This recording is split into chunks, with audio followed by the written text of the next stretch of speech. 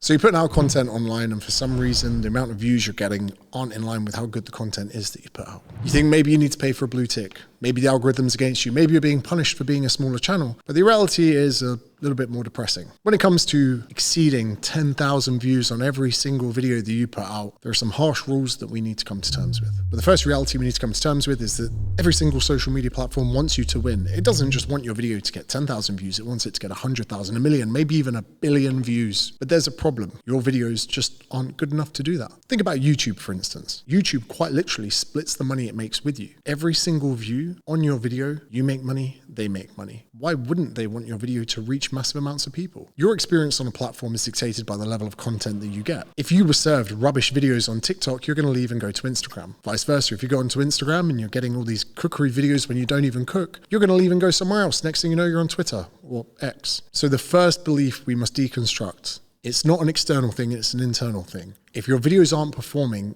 it is going to be down to the quality of those videos. Now, this doesn't mean an overhaul. It doesn't mean that you need to revolutionize who you are or how you go about making content. You just need to play the game. Many content creators all have their own ideas of how the algorithm works, but I'm going to break it down in the most simplistic of ways. The first thing to imagine is an inverted pyramid. In the onset, a very small amount of people are going to be showing your videos. Probably your biggest fans or the people that have engaged with your content recently. If the last time you saw a content creator and you watched more than 75% of their video, when the next one comes out, you're going to be served it. So whatever social media algorithm it is, they're going to show a small amount of people your video. Then they're going to look at the reaction that comes from that. How many of them watched it towards the end? How many people left? How many people had a positive engagement with it? How many people didn't like it? If the first piece of that inverted pyramid looked good, it goes to the next bit. From warmer to colder, from top fans to people that only occasionally watch your content. And as the audiences get colder, if the engagement and the likes and the average view duration are still remaining good, it's going to keep getting shown a wider and wider audience. And if people that have never seen your content before start vibing with what you've put out, that's when you're going headfirst towards being viral. So let's backtrack quickly and look at average view duration. So whether your reel is 60 seconds, 2 minutes, or it's a YouTube video that's 25 minutes long, even on YouTube, this platform right now,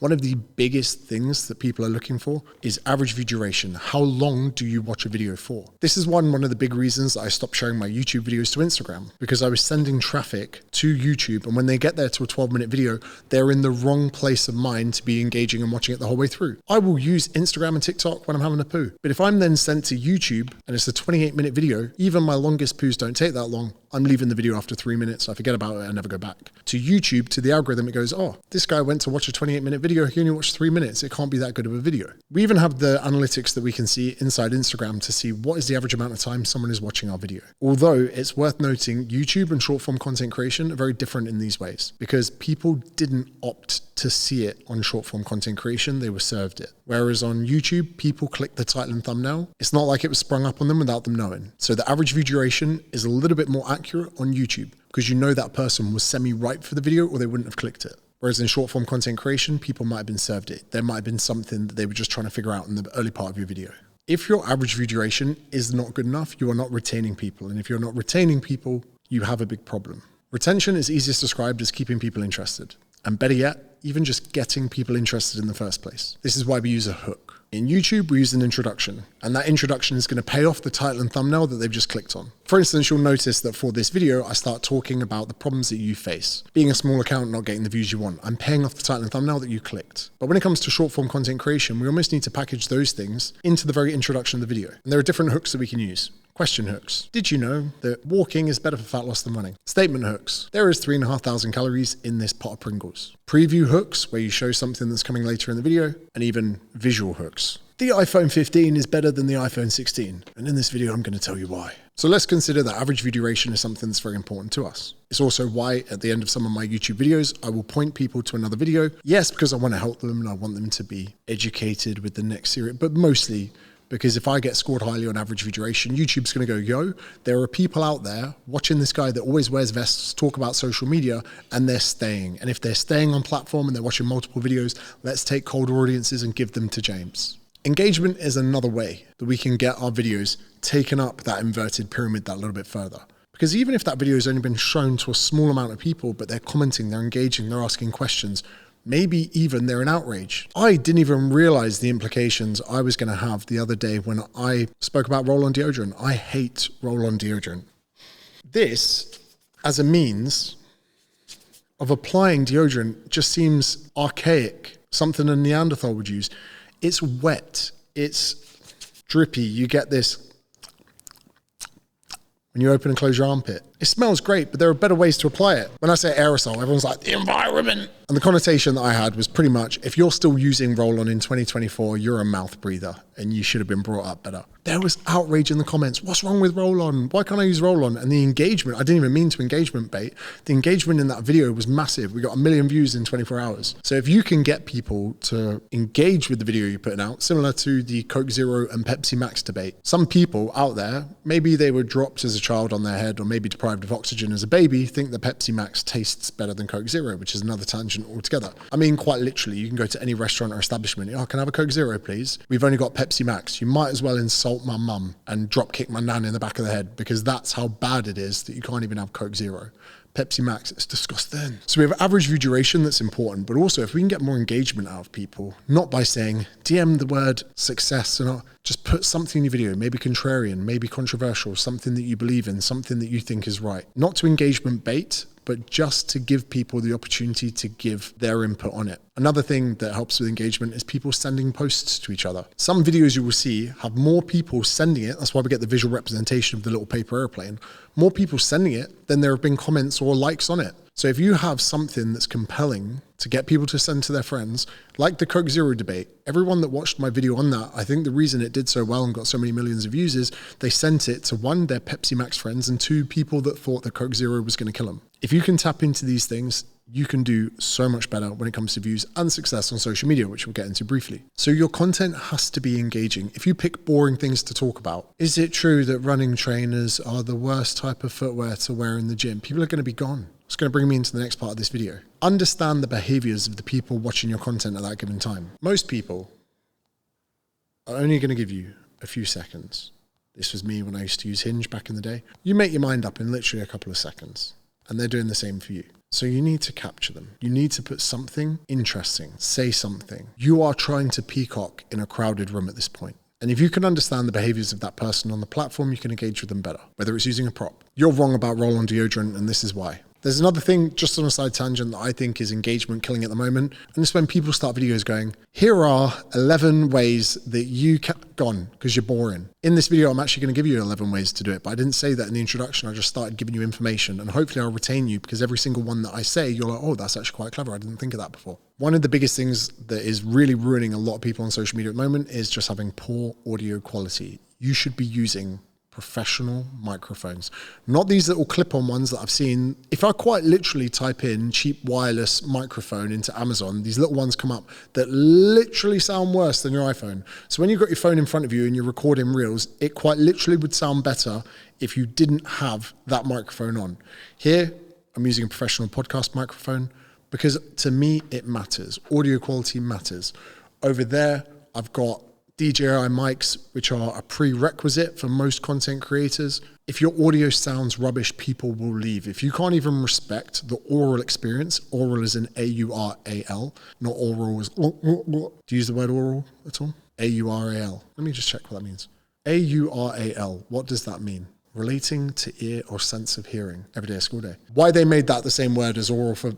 I don't make the rules. Video quality is also important. Although you can make amazing content on an iPhone, you can make amazing content on a DJI Pocket Osmo 3, you can make amazing content on a lot of things. As you improve and get better, so should your setup. 2 videos ago on this channel, the autofocus on my camera went out a few times, and to be quite frank, it was quite embarrassing. When I would move my finger close to the camera, I would go out of focus. But as you see today, ladies and gentlemen, that does not happen. Why? Because I spent $10,000 on camera and equipment. Should you be doing that? No. But as your business grows and your brand evolves, so should the level of quality that you put out. With everything you do, you should overpromise and overdeliver. And even now, I'm just rambling here, trying to give you some advice on how to break that 10,000 mark on all your video views. And I'm here respecting you, giving you good quality audio, making this a visual masterpiece because I care. And if I care this much about this, imagine how good my course will be. There's a link in the description. You relax, keep your pants on, love. The next thing you need to be considerate of if you really want to bolster these things we've spoken about is going the extra mile with things like B-roll. I'm going to get Declan in the edit right now to overlay footage of me doing other things just because it will look quite nice for this segment. We could have actually just filmed some B-roll of me at my desk. I'll tell you what, let's make it easier for Declan now. So what I'm going to do is I'm going to verbally say something, then I'm going to give you a visual, and we're going to overlay it together, and it's going to look sexy as fuck. Do you ever find yourself scrolling away on social media, feeling like you're just scrolling your life away, but it's just so good, and all the people that you see on social media just look so sexy, and then suddenly you get served girls with mad bundas, and then you feel like, what am I doing in my life? There are other things you can do, like pattern interrupt, where you can move the tripod between different scenes that you're filming. Even just turning it a little bit on an angle could keep you more engaged. Some people, even when they're filming themselves, will invert the camera from left to right, just so it looks like you're in a slightly different setup. We'll do it right now, and suddenly the light is on the other side compared to usual. Well, actually, it's going to be on this side, just on the other side. And the best content creators are very good at telling stories. They have setups, they have payoffs, they raise the stakes. Within the last 48 hours, Matt Armstrong, one of my favorite YouTubers, tried to rebuild an Aston Martin DB12 in 24 hours. He doesn't have to do that in 24 hours. He can take his time. It's a crash damaged car. He can do whatever the hell he wants with it. There is actually no time restraints for it, but by saying 24 hours, it keeps people engaged. And the whole way through that 1 hour video, they keep showing the stopwatch. We've only got 8 hours left. We've only got 6 hours left. That is a fabrication of something just to keep you engaged that little bit more, because the question pending in your mind the entire time is, are they going to be able to do it? And one of the biggest lessons when it comes to really bolstering the amounts of views and virality that you get is this: stop trying to carve a new path in content creation in the direction of where you think amazing content is going to be. There are so many examples of things that have worked well right in front of you. I am using a long-winded way of saying copy what's working, because if you're a small account, 500, 1,000, maybe even 2,000 subscribers, guess what? The road to the top is a very, very long way. And if you want to make that way a little bit easier, copy people. You think I made up the calorie deficit? You think I came up with half the hooks that I used? You think that the thumbnail for this is original? It's not. I haven't even made the thumbnail yet, which goes against one of my golden rules of YouTube, but we'll get into that in later videos. But I am looking and seeing at what works, and I'm making my own version of it. Even this business, the mentorship, is 4 to 5 other businesses that I've used over the years brought together. But then I know the people that were in the businesses that I was a part of were probably in someone else's. If you see a good hook, if you see a good setup, if you see a good payoff, make it your own. Don't copy it word for word, make it your own. If you see a good title and thumbnail, you can copy it one for one. I'll give you an example right now. This was supposed to be a 5-minute video, Declan. If I go to my videos on YouTube, in the middle, you will see a video, the number 1 exercise to lose belly fat. And you'll notice there is me with my belly out next to me sucking it in. Imagine if that video existed on YouTube already. Number 2 in that list, the number 1 exercise to lose belly fat. I stole the title and thumbnail. I didn't even watch the video. I just stole the title and thumbnail. That's how I knew I wouldn't get done for plagiarism, because I quite literally didn't watch that. There was another video that I did on metabolism, and someone commented on that video. It's clear that someone watched Jeff Nippard's video on metabolism. Of course I did. Because if I'm going to do a video on a topic, you don't think I'm going to go watch the top performing videos in that niche and take the best bits. If you want to break through, I'm not saying do it every video, but if you want to emerge, if you want to get eyes on you, you sometimes need to copy what's working. Mr. Beast, Ryan Trahan, the best and biggest YouTubers on the planet, do the exact same thing. Everyone is out here copying each other. There are people that have copied my posts that made more money than me. They're not going to send the lawyers. And as a small account, what would be the point? What are they going to do? Sue you and take your student loan? Once in a while, when you really need to throw petrol on the fire, do it. I'm giving you full permission not to copy people's content, but to steal their good ideas and make them better. Some people call this skyscrapering. Skyscrapering. Ed Lawrence, my sensei from Creator Booth, that's his term. Again, I didn't steal it from him, because I paid him thousands and thousands of pounds. Someone builds the tallest building in the world. Someone comes along and goes, nice building, brother. Let's make a taller one. Then a few years later, someone sees that and goes, nice building, brother. Let's build a taller one.